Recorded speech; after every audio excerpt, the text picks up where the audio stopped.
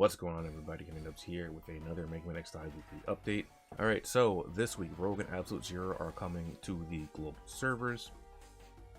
This week, global version of X Typing continues its Star Force collab with the Monster Happy server for NA, getting the character Rogue.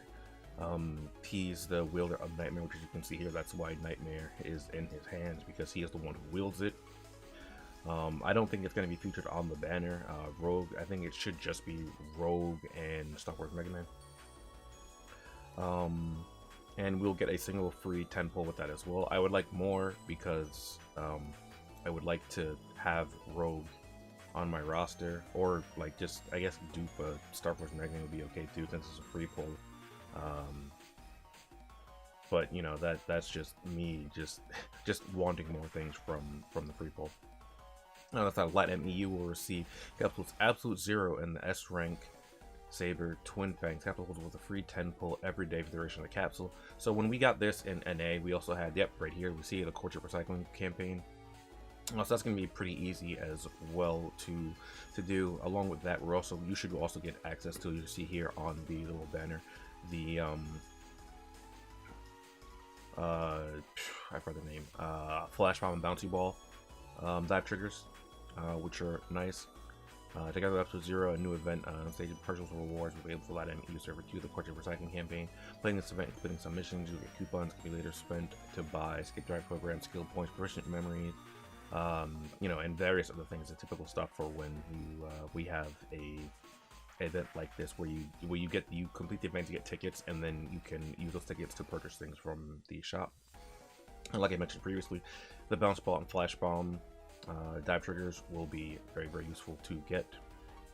Stages around are simple. Tackle through them with the timer, killers and enemies, carrying hidden elements at the bottom of the screen. We told them hidden elements to get the Confusion Stars. Yep, that is correct. I'll have I think I'll put a card somewhere so that you could see the event, because I covered it already, because we already got it in NA. So for those of you that are LATAM and EU, if you're interested in that, want to see what goes on during that event, you should be able to see the card on screen somewhere, because I won't be covering the event again. So, alright, so here we are on my Taiwan account, taking a look at Rogue. Again, character with no voice acting, because Rogue didn't have any voice acting in the DS version of the game, but Rogue is a pretty cool character nonetheless. Some of you might already be familiar with some of his moves, simply because, well, he's the boss of the current event in Global. So let's take a look at his skills, shall we? We have Rogue Fist, punch and lunge forward, inflicting damage along the path while not taking any damage while the skill is active. Afterwards, you can unleash a shockwave to do damage and slow targets. So this is a two-step attack. First, we'll punch forward, second, we'll release a shockwave. Good to know. We have power increase here, which increases the power of the lunge. This one increases the power of the shockwave, which is good to see, because now you can see the actual shockwave from the attack. And then this one, Dynamic Destruction, enhances the slow effect of the shockwave by 33% and its duration by 1 second. Well, that could be huge. It doesn't say how much it slows by though, so that's might not be as useful. But over here we have Rogue Break, which I actually really like this attack. Continuously damage to all targets within range. That's the one where he just like kind of jumps in the air, slams the sword down, and you know, makes a giant shockwave. Pretty cool. Here we have accelerate the damage register by 25%. Mobility reduce prep time by 20%. And Rogue Combo. After you use Rogue Break, you can use Rogue Fist again. And this is where your burst damage is going to come out for using this combo. So you would go Rogue Fist, Rogue Break, and then back to Rogue Fist, kind of like how you do with UAX. You go Nova Strike, Charge Shot, and then Nova Strike again. So that's pretty nice. And his passive skills, I actually really like his passive skills. Rogue Sword, when below 35% HP, gives him more 25%. That one's kind of okay. I don't really like it all that much, but you know, with if you're at low HP, you do more damage, so that, I mean, it's pretty decent. Lock and Nullification, when using a character's skills to hit a player, there is a chance to cause confusion, which will disable auto aim temporarily. Now this is very, very nice, because if you've ever played against someone that has some type of confusion, or a weapon that's confusion, and disabling auto aim, assuming you're not using manual aim, This can be pretty annoying to deal with. Melee proficiency. When equipping a melee weapon, damage increased by 10% and damage reduced by 10%. It's quite nice. EM Barrier. Automatically obtain an invincible effect every 6 seconds, which prevents you from taking any damage. Which is a little 35%. You will gain a shield every 10 seconds, which can withstand 75% attack damage. So, this EM Barrier actually combos with Rogue Sword pretty nicely, because when you're below 30%, you'll trigger this effect to get a shield, and obviously you'll have increased attack. Now the downside is that the shield can get cracked pretty easily, and then you can still die. But I mean, having access to a shield is quite nice. And the other, part is that it only activates when you're below 55%. So you have to avoid getting one tapped, and then you'll be able to proc the shield. But Symbol of Prime. HP is level 42%. You can cast Rogue Sword to increase the nullification of lock-on nullification by 30%. Again, like this sounds really, really nice. Like, nice to go with lock-on nullification, but it doesn't tell you how long this lasts for in general, right? So we don't know, or rather the chance of it proccing, right? To increase the chance by 30%, it's like, well, what does that mean? That's one of the things I really don't like about this game, is a lot of things or some things are pretty vague. I was like, yeah, there's a chance to activate this. Oh, and this thing right here increases its chance to activate by 30%. It's like, well, what does that mean? Like, I don't know what the chance of proc this is. It'll still be useful when it procs, though, so I mean, there is that, but it just, I feel like it telling me there's 30% chance to trigger this doesn't really do anything either, though.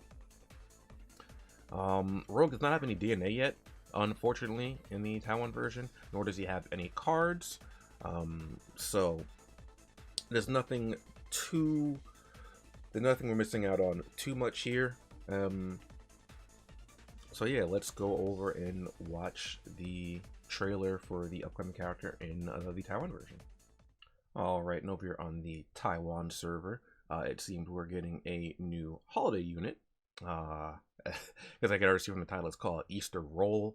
I assume it's going to be Classic Roll. I don't know much about it because I haven't watched the video yet. But as per usual, let me turn this down a wee bit here. And let's see what we have this time. Oh, that's adorable. Roll seems to get a lot of ults too, though.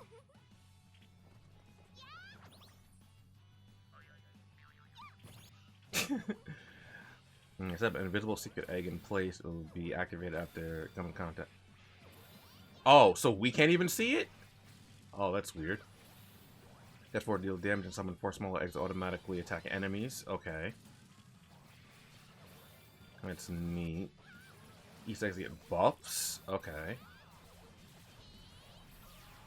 And she will be a... Oh, okay, hold on. There's a new weapon up there? Hold on, I need to... Shark Tooth Anchor. Okay, so I haven't played too much Mega Man Zero, and I was thinking to myself, I was like, that's not a weapon that Leviathan uses, is it? Because that was my first thought when I saw it because of the color scheme.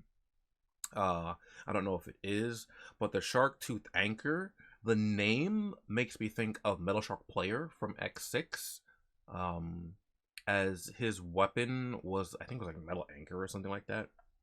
So that could be a reference to Metal Shark Player from Mega Man X6 as well. And so it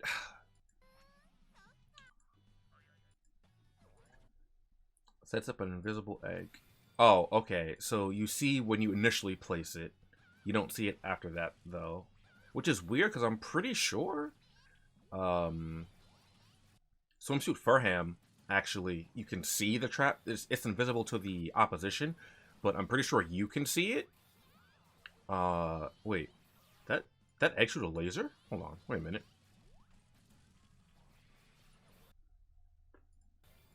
As it looks like...